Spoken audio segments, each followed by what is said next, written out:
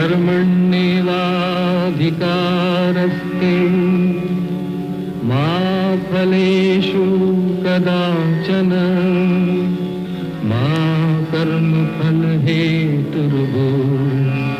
मा ते संगोऽस्त्वविकर्मणि।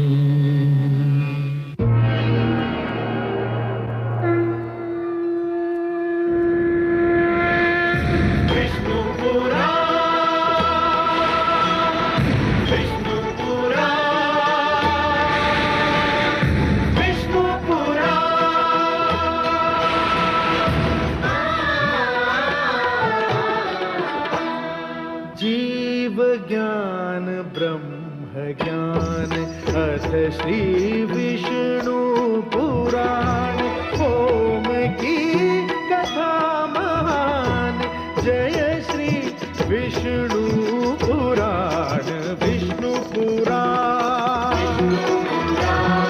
विष्णु पुराण विष्णु पुराण प्रगटे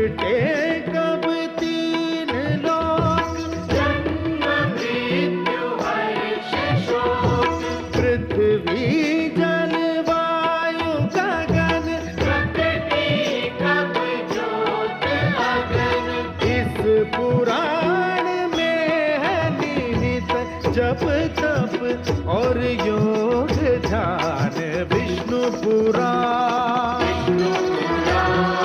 विष्णु पुराण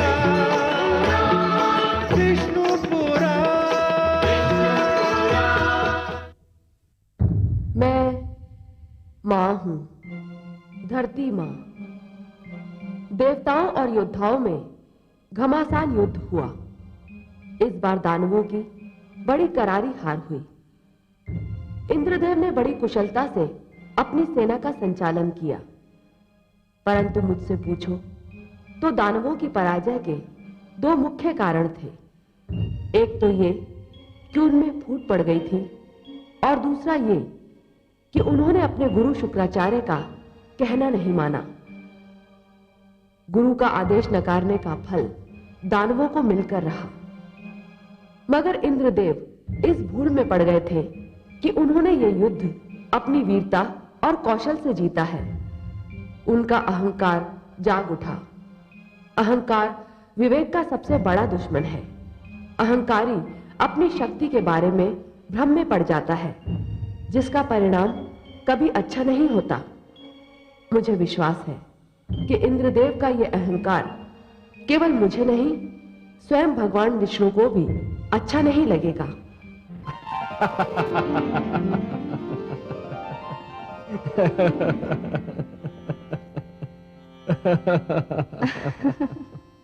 मैं आपकी हंसी का भेद पा गई कमल नयन। अच्छा, मैं समझ गई कि आप अपनी हंसी को क्यों नहीं रोक पा रहे हैं। अच्छा तो बताइए तो सही कि हमें हंसी क्यों आई। देवराज इंद्र ने अपने ही मुख से अपने आप को महान कहा, इसलिए। आप ठीक समझी महादेवी। अपने ही मुख से अपने आप को केवल वही लोग महान कहते हैं जिन्हें यह भय होता है कि कदाचित कोई और उन्हें महान नहीं कहेगा। यह तो आत्मविश्वास की कमी का प्रतीक है देवी। सत्य तो यह है कि मुझे भी देवराज इंद्र का यह अभिमान अच्छा नहीं लगा। देवी, अभिमान और घमंड स्वयं से छल करने का दूसरा नाम है। अब सांझ समय शरीर की छाया लंबी हो जाती है। अब कोई मनुष्य यदि छाया की इस लंबाई को शरीर की वास्तविक लंबाई समझ लेगा तो स्वयं से छल ही करेगा ना।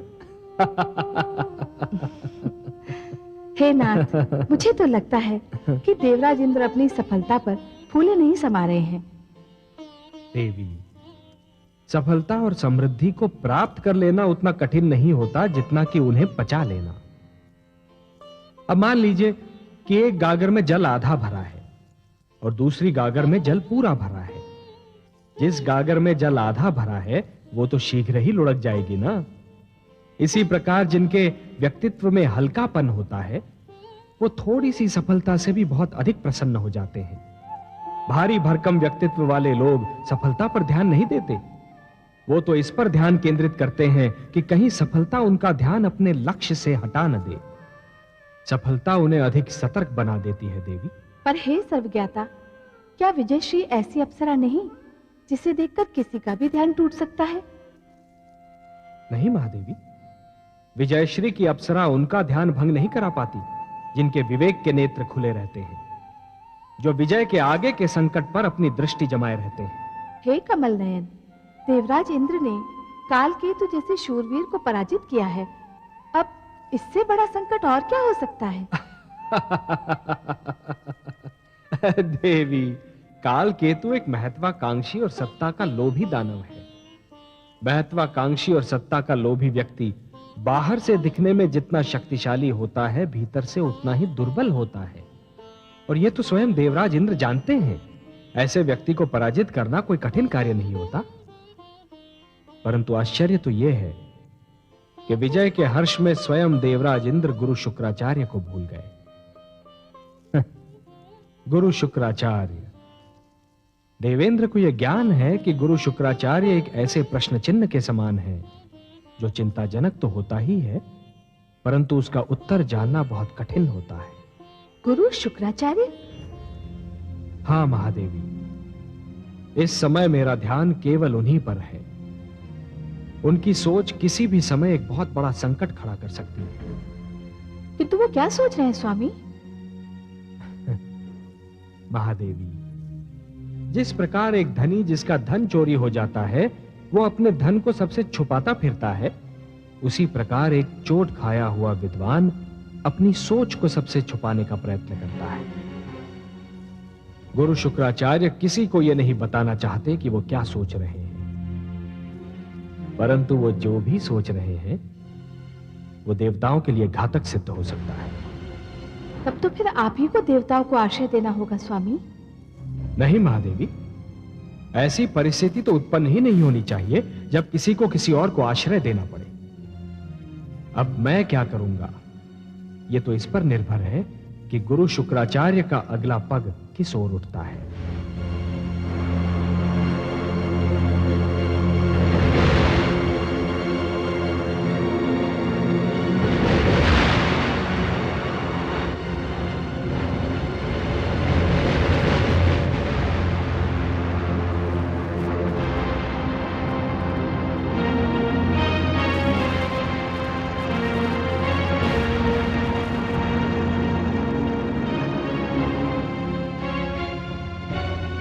ये सब मेरे कारण हुआ है। मैं ही हूं इस महाविनाश का कारण। मुझे जीवित रहने का कोई अधिकार नहीं, कोई अधिकार नहीं।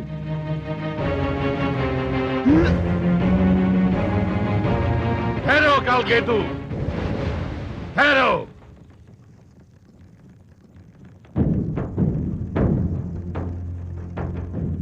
प्रणाम गुरुवर।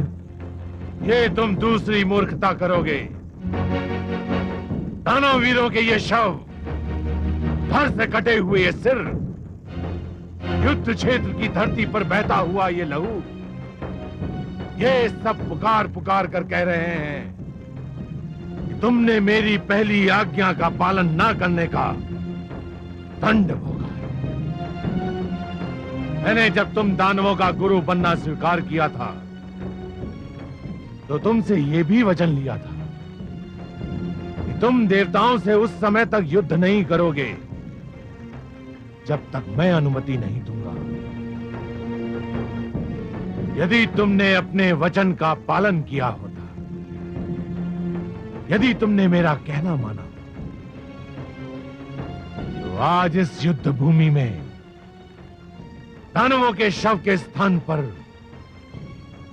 देवलोक वासियों के शव दिखाई दे रहे होते। मुझे आपसे क्षमा मांगते हुए भी लज्जा आ रही है गुरुदेव, पर आप मुझे क्षमा कर दीजिए। प्रतिशोध और क्रोध की अग्नि ने मेरे सोचने और समझने की शक्ति को भस्म कर दिया था। क्रोध पराजय का पहला लक्षण है कालकेतु। युद्ध क्रोध से नहीं, धैर्य से और योजना बनाकर लड़ा जाता है। कालकेतु, तुम विजय केवल इसलिए नहीं प्राप्त कर सके क्योंकि लोभ और लालसा ने तुम पर पहले ही विजय प्राप्त कर ली थी। राज सिंहासन के लोभ में तुमने दानव एकता भंग कर दी। तुम दानवों में सबसे बड़ा दोष यही है कि तुम संगठित नहीं रह सकते। यदि आपका आदेश हो गुरुदेव, तो मैं दानव लोक के अधिपति का पद त्याग भी सकता हूं। यह तो सिंहासन पर बैठने से पहले तुम्हें सोचना चाहिए था कालकेतु। आप जिसे चाहेंगे वही हमारा अधिपति होगा गुरुदेव। अब इस विवाद में पड़ना व्यर्थ है कि अधिपति कौन होगा और किसे होना चाहिए। नहीं गुरुदेव, हम अब भी आपका आदेश मानने को तैयार हैं। कालकेतु, तुम अब राज सिंहासन पर बैठ चुके हो। तुम्हें सिंहासन से उतारना दानव एकता पर एक और चोट करने के समान होगा। परंतु अब एक व्यक्ति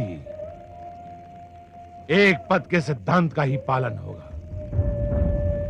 तुम केवल अधिपति रहोगे, सेनापति नहीं। सेनापति पहले भी हर्षद था और अब भी वही रहेगा।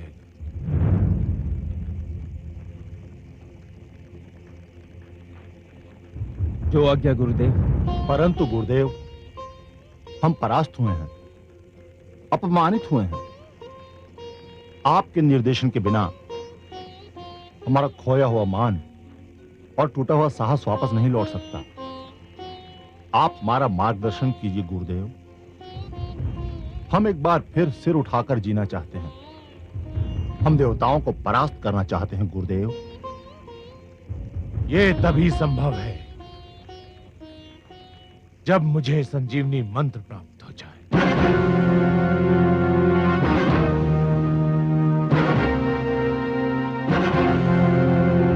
संजीवनी मंत्र गुरुदेव? संजीवनी मंत्र? हाँ, संजीवनी मंत्र भगवान शिव का सबसे महान वरदान। यदि वो मंत्र मुझे मिल गया तो तुम किसी युद्ध में नहीं मरोगे। यदि मर गए तो मैं वो मंत्र फूंक कर तुम्हें पुनः जीवित कर दूंगा। गुरु शुक्राचार्य की जय! गुरु शुक्राचार्य की जय! आप धन्य हैं गुरुदेव। इस प्रकार हर युद्ध में देवताओं की संख्या घटती जाएगी और तुम दानवों की संख्या बढ़ती जाएगी। एक दिन ऐसा आएगा, देवता इतने कम रह जाएंगे कि तुम लोग सरलता पूर्वक टहलते हुए देवलोक पहुंच जाओ। देवलोक पर हमारी पताका फहराएगी। बचे कुचे देवता ही नहीं, स्वयं भगवान विष्णु भी देखते रह जाएंगे। गुरुदेव की जय! गुरुदेव की जय! गुरुदेव की जय! गुरुदेव की जय! गुरुदेव की जय! मैं भगवान शिव के दर्शन करने जा रहा हूं। तुम सब उस समय तक कोई उतावलापन नहीं दिखाओगे जब तक मैं लौट ना आऊं। जो आज्ञा गुरुदेव।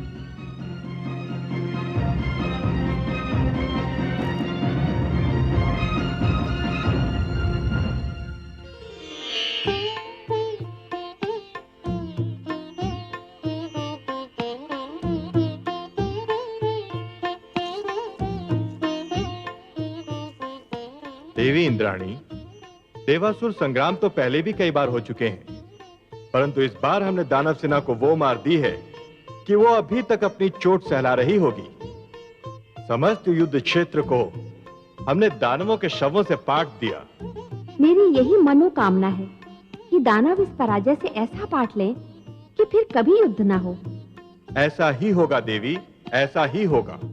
दानव हो या असुर, भविष्य में कभी हम पर आक्रमण करने का साहस नहीं करेंगे। अब हमें उनकी ओर से कोई चिंता, कोई भय नहीं रहेगा। नृत्य गायन आरंभ करो। आज समस्त देवलोक विजयोत्सव मनाएगा।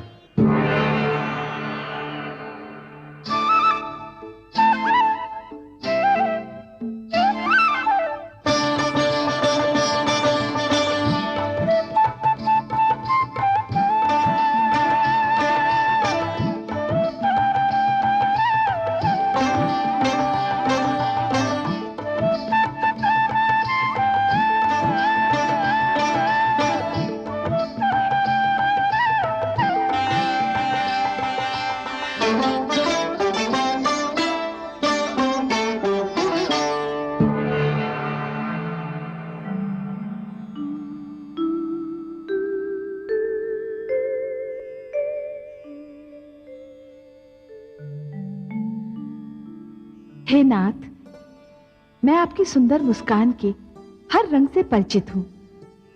इस समय भी जो मुस्कान आपके अधरों की शोभा बनी हुई है, उसके रंग को भी मैं पहचानती हूँ। हे देवी, आप हमारी मुस्कान के रंग ही नहीं, हमारे हृदय की सारी धड़कनों को भी जानती हैं, और इसीलिए जान रही हैं कि मैं इंद्रलोक में होने वाले विजयोत्सव को देखकर अपनी मुस्कान को रोक नहीं पा रहा हूं। हाँ कमल नयन, और आपकी मुस्कान से जो चिंता झांक रही है, उसी से मुझे लग रहा है कि अवश्य कोई विशेष घटना घटने वाली है। आपका अनुमान बिल्कुल ठीक है महादेवी। इंद्रलोक में जो निश्चिंतता का वातावरण छाया हुआ है, वो अवश्य ही कोई रंग लाएगा। इंद्रदेव निश्चिंत होकर अपनी विजय का उत्सव तो मना रहे हैं, परंतु साथ ही जीवन का एक मूल सत्य भूल रहे हैं। किस मूल सत्य की ओर आपका संकेत है सर्वेश्वर? वो सत्य ये है महादेवी कि सूर्योदय के समय जो अंधकार इस धरती से भाग खड़ा होता है और घने वनों और गुफाओं में जाकर छुपता है, वही अंधकार सूर्यास्त का समय निकट आते ही फिर से अपना सिर उठाने लगता है, और सूर्यास्त होने के साथ ही इस धरती पर फिर से अपना अधिकार जमा लेता है। यही शत्रु का भी चरित्र होता है। वो अपने शक्तिशाली विरोधी से युद्ध में हारकर रणक्षेत्र से भाग तो अवश्य जाता है, परंतु अपने विरोधी को निश्चिंत पाते ही फिर से अपनी पराजय का प्रतिशोध लेने के लिए आक्रमण कर देता है। विजय कभी स्थायी नहीं होती महादेवी। शत्रु और अग्नि को कभी छोटा और दुर्बल नहीं समझना चाहिए। दोनों किसी भी समय विकराल रूप धारण कर सकते हैं, इसलिए दोनों से सावधान रहना चाहिए। हे विश्वव्यापी, तो क्या दानव देवलोक पर फिर से आक्रमण करने वाले हैं? हाँ, कर भी सकते हैं, पर अभी तो देवराज इंद्र ने उनकी सारी शक्ति को चूर चूर कर दिया है। दानव शक्ति का केंद्र है दैत्य गुरु शुक्राचार्य का मस्तिष्क, जो इस समय भयंकर रूप से सक्रिय है, पूर्णतया जागा हुआ है। उसे एक पल भी चैन नहीं। दैत्य गुरु जो करने जा रहे हैं, उससे यह तो स्पष्ट है कि उनके मस्तिष्क में कोई भयानक योजना पनप रही है। क्या करने जा रहे हैं दैत्य गुरु शुक्राचार्य? वो भगवान शिव के पास जा रहे हैं संजीवनी मंत्र मांगने, और यदि उनकी योजना के अनुसार भगवान शिव से उन्हें संजीवनी मंत्र मिल गया, तो देवताओं के लिए दानवों को जीत पाना असंभव हो जाएगा। ये तो सचमुच बहुत गंभीर समस्या है। हे देवेश्वर, सब जानते हैं कि भगवान शिव बहुत भोले हैं। कोई भी उनसे कुछ भी मांगे तो वो दे देते हैं। कोई भी उनके सामने झोली फैला दे तो वो उसे तुरंत भर देते हैं। दैत्य गुरु शुक्राचार्य बहुत चतुर हैं। कहीं भोलेनाथ उन्हें ये मंत्र दे न दे। भोले अवश्य हैं हमारे शिव शंकर, परंतु उन्हें यह भली भांति ज्ञात है कि संजीवनी मंत्र उस शक्तिशाली शस्त्र के समान है, जिसका सदुपयोग भी संभव है और दुरुपयोग भी, जिससे रक्षा भी की जा सकती है और विनाश भी।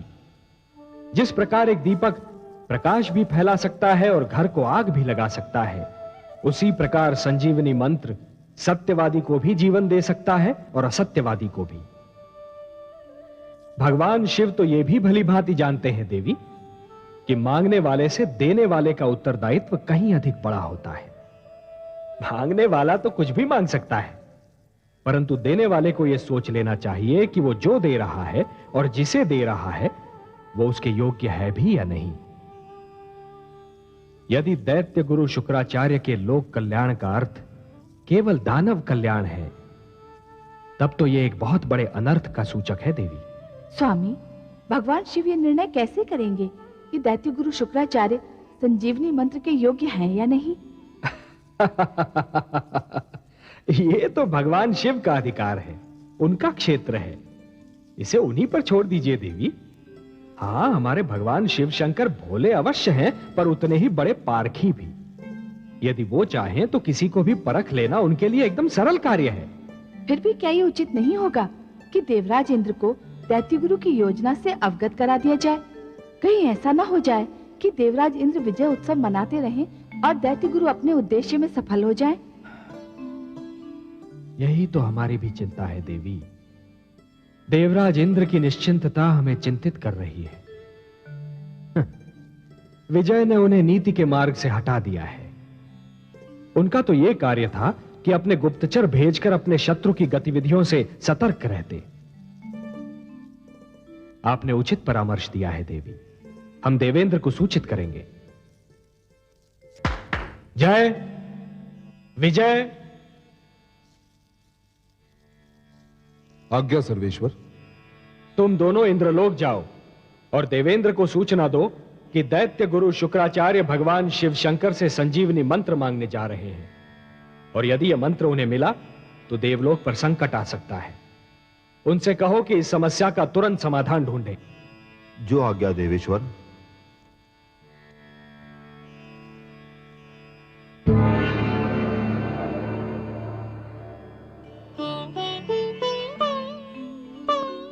अच्छा, तो ये बात है। हाँ देवराज, श्री लक्ष्मीपति ने कहा है कि आपको सूचित कर दिया जाए कि दैत्य गुरु शुक्राचार्य भगवान शिव से मिलने जा रहे हैं और देवलोक पर गंभीर संकट के बादल मंडरा रहे हैं। कह देना श्री विष्णु भगवान से कि हमें सूचना देने के लिए धन्यवाद। वो चिंता ना करें, ऐसा कुछ नहीं होगा। इससे पहले कि दैत्य गुरु शुक्राचार्य भगवान शिव के पास पहुंचे, हम स्वयं उनके पास पहुंच जाएंगे। भगवान शिव पर हमारा अधिकार अधिक है। हम दैत्य गुरु शुक्राचार्य की चाल को असफल कर देंगे। जो आज्ञा देवराज।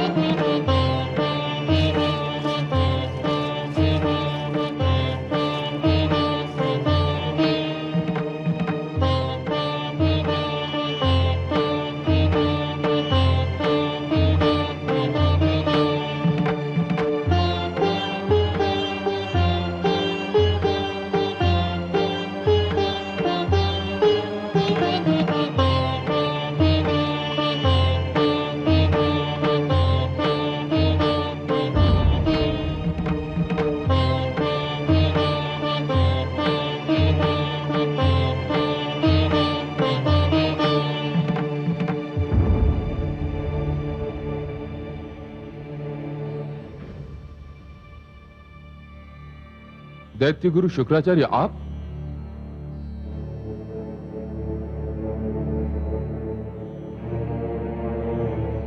हे महादेव, मैं एक याचना लेकर आपके चरणों में उपस्थित हूं।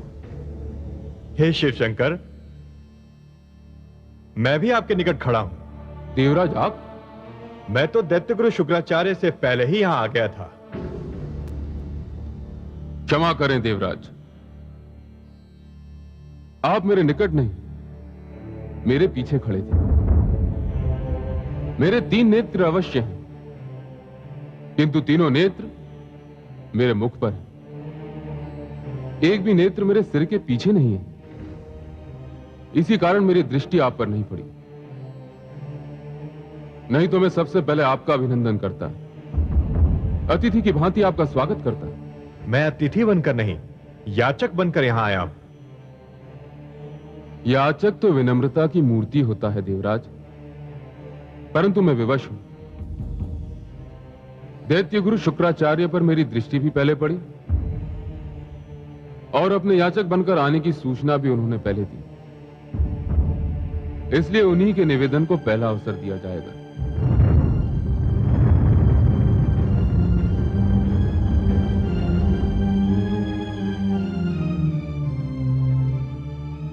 अपनी इच्छा व्यक्त कीजिए दैत्य गुरु शुक्राचार्य। हे महादेव, मैं आपसे कुछ मांगने आया हूं। तो कहिए ना, संकोच क्यों कर रहे हैं? अपनी वर्षों की तपस्या और आपके प्रति अपनी अपार भक्ति के बदले में, हे महादेव, मैं संजीवनी मंत्र मांगने आया हूं।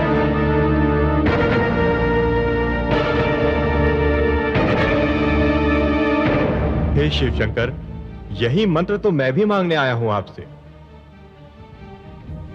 आप दोनों ने एक ही मंत्र मांगा है। मेरे लिए आप दोनों महान हैं। आप देवताओं के राजा हैं। दैत्य गुरु शुक्राचार्य महान विद्वान हैं। सत्य पूछिए तो आप दोनों ही संजीवनी मंत्र के सुपात्र हैं। आप दोनों ही इसे प्राप्त करने के योग्य हैं। परंतु संजीवनी मंत्र एक कल्प में एक ही बार किसी एक ही को दिया जा सकता है। यह महाशक्तिशाली मंत्र है, इसलिए मुझे आप दोनों में से किसी एक ही को चुनना पड़ेगा। तब तो फिर भोले शंकर, निर्णय हो गया। मैं देवराज इंद्र हूं, मंत्र मुझे ही मिलेगा। नहीं देवराज, देव हो या दानव, निर्णय परीक्षा के आधार पर ही होगा। परीक्षा? हां देवराज, आप दोनों में से जिस किसी को भी यह मंत्र लेना है, उसे परीक्षा देनी होगी। मैं किसी भी परीक्षा के लिए प्रस्तुत हूं महादेव। और आप देवराज? मैं परीक्षा के विषय में जानकारी चाहूंगा शिव शंकर। परीक्षा परीक्षक की इच्छा पर निर्भर करती है देवराज, परीक्षा देने वाले की इच्छा पर नहीं। परीक्षा क्या होगी, कैसी होगी, इसका निर्णय तो केवल परीक्षक करता है। फिर भी आपने जानकारी चाही है तो जान लें। मैं संजीवनी मंत्र उसी को दूंगा जो 1 वर्ष तक धरती के 365 दिन वृक्ष से उल्टा लटक कर, जल और अन्न त्याग कर, केवल जलती हुई पत्तियों का धुआं पीता रहे पूरे 1 वर्ष। आपको स्वीकार है देवराज? और आपको दैत्य गुरु? हे महादेव, मुझे इसकी चिंता नहीं है कि परीक्षा कितनी लंबी और कितनी कठिन हो। मेरी रुचि केवल इसमें है कि परीक्षा कब आरंभ करनी।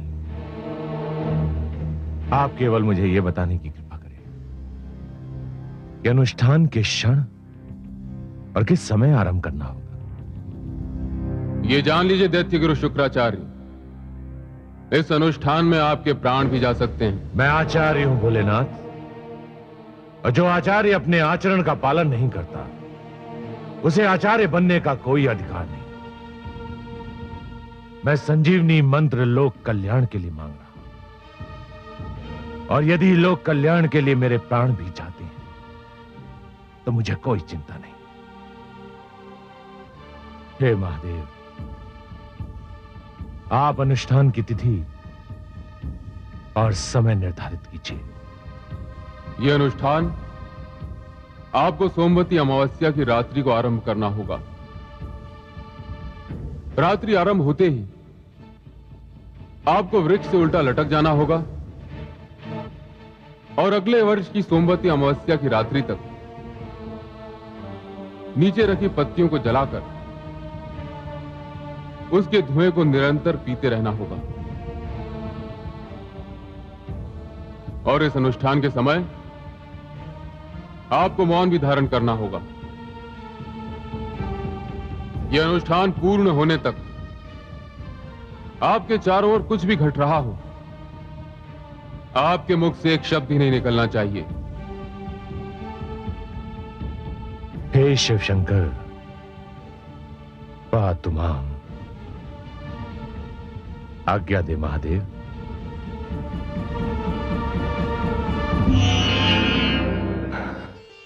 सुंदर, अतीव सुंदर। क्या क्या निष्ठा है दैत्य गुरु शुक्राचार्य की, क्या साहस है, कितना दृढ़ निश्चय है। देखकर तो मेरे भी मुख से धन्य है का उद्गार निकल गया। वंदनीय है उनका साहस महादेवी, वंदनीय है उनका साहस, और प्रशंसा के योग्य हैं स्वयं वो। निस्संदेह वंदनीय है उनका साहस, निस्संदेह प्रशंसा के योग्य हैं स्वयं वे। पर हे सर्वेश्वर, क्या ये दुर्भाग्य नहीं कि ऐसा महान विद्वान दानवों के साथ है, देवताओं के साथ नहीं? क्या ये स्वयं विद्या का अपमान नहीं कि वो ऐसे पक्ष के पास है जो विद्या का आदर करना भी नहीं जानता है? है तो सही प्रिय, परंतु इसका कारण भी तो है। इसका क्या कारण है सर्वेश्वर? विद्वान का अहंकार? अहंकार। विद्वान जब विद्या के स्थान पर दूसरी बातों को प्राथमिकता देने लगता है, विद्वान जब अपमान के प्रतिशोध की अग्नि में जलने लगता है, तो उस अग्नि में सबसे पहले उसका विवेक जलकर भस्म हो जाता है। तो फिर आप दैत्य गुरु शुक्राचार्य की प्रशंसा क्यों कर रहे हैं? प्रशंसा क्यों कर रहा था देवी? यदि गुण शत्रु में भी हो तब भी वो प्रशंसा के योग्य हैं। अग्नि तो किसी भी वस्तु को जलाकर भस्म कर देती है, परंतु क्या अग्नि के ताप की महत्ता से मुख मोड़ा जा सकता है? परंतु देवराज इंद्र ने आज मुझे बहुत निराश किया। परीक्षा का नाम सुनते ही वे भयभीत हो गए। मुझे उनसे ऐसी आशा न थी। देवराज परीक्षा की कठोरता से भयभीत थे महादेवी, और दैत्य गुरु के उद्देश्य ने उन्हें निर्भय बना दिया था। इसीलिए मैं कहता हूं देवी कि प्रत्येक मनुष्य के सम्मुख जीवन में कोई ना कोई उद्देश्य अवश्य होना चाहिए। देवराज इंद्र अपने नंदनवन में मग्न है, और दैत्य गुरु के सम्मुख एक उद्देश्य है। हाँ, यह और बात है कि उनका उद्देश्य विनाशकारी है। हमारे देवराज संभवतः यह सोच रहे हैं कि इस कठिन परीक्षा को झेलने का सामर्थ्य यदि उनमें नहीं है, तो गुरु शुक्राचार्य भी उसे नहीं झेल पाएंगे। यह देवेंद्र का भ्रम है। वो शुक्राचार्य की निष्ठा से पूर्णतया परिचित नहीं है। माते, माते, माते,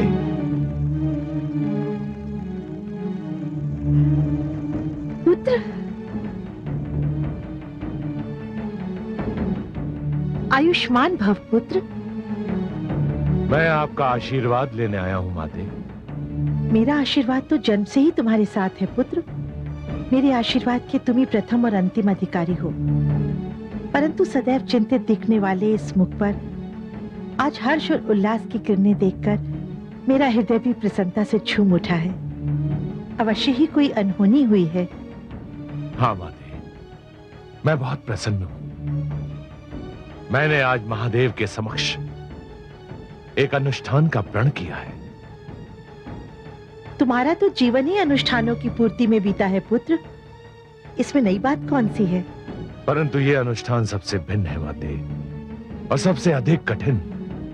मेरे पुत्र के लिए कोई अनुष्ठान कठिन हो, ये मैं मान ही नहीं सकती। ये सत्य है माते। मुझे इस वर्ष की सोमवती अमावस्या से अगले वर्ष की सोमवती अमावस्या तक वृक्ष से उल्टा लटककर केवल पत्तियों का धुआं पीते रहना होगा। क्या? परंतु इतने कठिन अनुष्ठान का प्रण लेने की तुम्हें क्या आवश्यकता थी पुत्र? मुझे संजीवनी मंत्र चाहिए माते, और महादेव ने कहा है कि संजीवनी मंत्र प्राप्त करने के लिए अनुष्ठान मुझे इसी प्रकार पूरा करना होगा। परंतु पुत्र, तुम्हें संजीवनी मंत्र क्यों चाहिए? अपने दैत्य शिष्यों को जीवन दान देने के लिए, उन्हें मृत्यु से बचाने के लिए, देवताओं को पराजित करने के लिए, और अपने अपमान का प्रतिशोध लेने के लिए। मैंने तुम्हें आज तक कोई कार्य करने से नहीं रोका पुत्र, पर एक बात का ध्यान रखना। शत्रु को पराजित करने के लिए चरित्रहीन तत्वों से मेलजोल कोई लाभदायक नीति नहीं होती। फिर भी तुमने यदि अपने शिष्यों का कल्याण करने की ठान ही ली है, तो मैं तुम्हें गुरु धर्म निभाने का आशीर्वाद देती हूँ। मुझे गर्व है कि मेरे पुत्र ने जिस अनुष्ठान की ठानी है वो इतिहास में अपने आप में एक उदाहरण है। ऐसे अभियान की बात मेरे पुत्र के सिवा ना तो किसी ने सोची है और ना कोई सोच सकता है। मुझे अपनी माता से यही आशा थी कि वो मेरे सिर को अपने आशीर्वाद की छांव से अवश्य ढक लेंगी।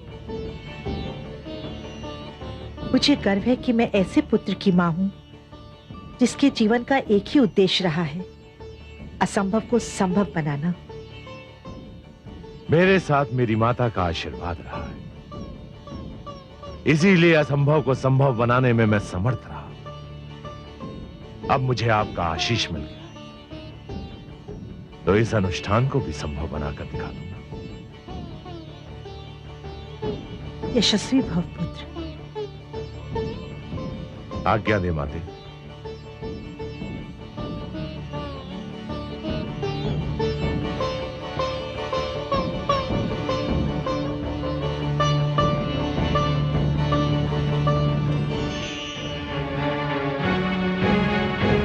दानव वीरों, हमारे परम पूज्य गुरु शुक्राचार्य ने केवल हमारे लिए एक अत्यंत कठिन अनुष्ठान का निर्णय कर लिया है। हम उनको इस अनुष्ठान से रोकना चाहते हैं। हम इतने स्वार्थी नहीं हैं कि शक्ति और बल प्राप्त करने के लिए अपने महान विद्वान की बलि चढ़ा दें। इस अनुष्ठान में उनके प्राण जाने का भय है। हम उन्हें इस अनुष्ठान को करने से रोकेंगे। यदि हम सबने मिलकर उनके सामने इच्छा प्रकट की और उनसे इस अनुष्ठान को स्थगित करने की विनती की, तो वो अवश्य ही हमारी इस बात को मान जाएंगे।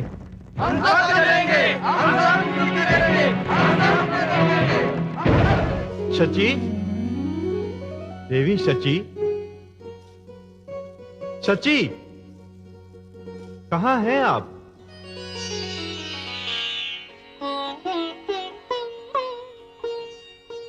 आज तो आप बहुत प्रसन्न दिखाई दे रहे हैं स्वामी। हाँ देवी, आज मैं बहुत प्रसन्न हूँ। शत्रु जब अपने कंधों पर ऐसा बोझ उठा ले जो उसकी कमर तोड़ सकता हो, तो प्रसन्न होना स्वाभाविक है। आपका संकेत गुरु शुक्राचार्य की ओर है? हाँ, मेरा संकेत उन्हीं की ओर है। गुरु शुक्राचार्य ने हमसे शत्रुता की धुन में एक ऐसी तपस्या स्वीकार कर ली है जो एक वर्ष तो क्या, एक सप्ताह में ही उनके प्राण लेकर छोड़ेगी। आप तो जानती हैं, यदि हमारे और दैत्यों के बीच से गुरु शुक्राचार्य निकल जाएं, तो हम दैत्यों को चुटकियों में मसल कर रख सकते हैं। और यदि गुरु शुक्राचार्य अपने इस अनुष्ठान में सफल हो गए तो? देवी, पूरे एक वर्ष तक वृक्ष से उल्टा लटक कर केवल धुआं पीना किसी प्राणी के लिए संभव नहीं। मुझे तो यह लगता है कि भगवान शिव ने इस तपस्या का सुझाव इसलिए दिया है कि वो गुरु शुक्राचार्य को संजीवनी मंत्र देना नहीं चाहते। गुरु शुक्राचार्य इस तपस्या के भेंट चढ़ जाएंगे और संजीवनी मंत्र भगवान शिव के पास ही रहेगा। गंधर्वराज चित्ररथ, मलय केतु, आज्ञा देवराज। तुम दोनों शीघ्र वहां पहुंचो जहां दैत्य गुरु शुक्राचार्य ने अपना अनुष्ठान आरंभ करने का निर्णय किया है, और जैसे ही उनकी तपस्या भंग हो या उनके प्राण जाए, वैसे ही आकर हमें सूचित करो। जो आज्ञा देवराज।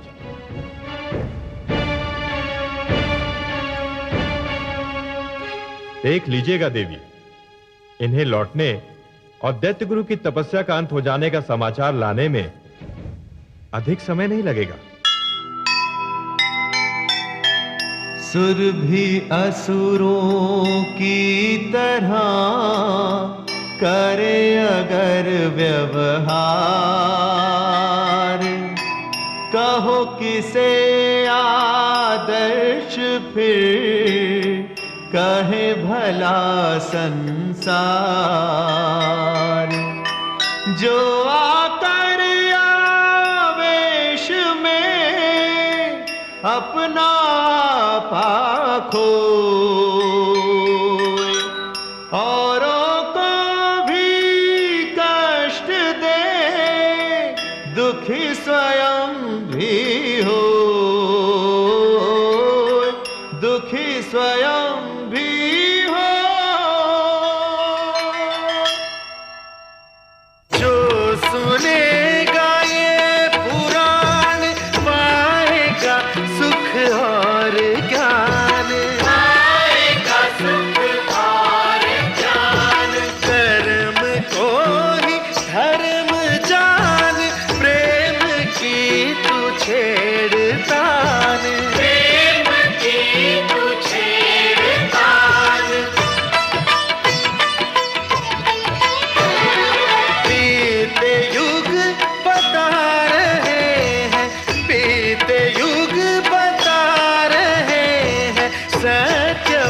पे चल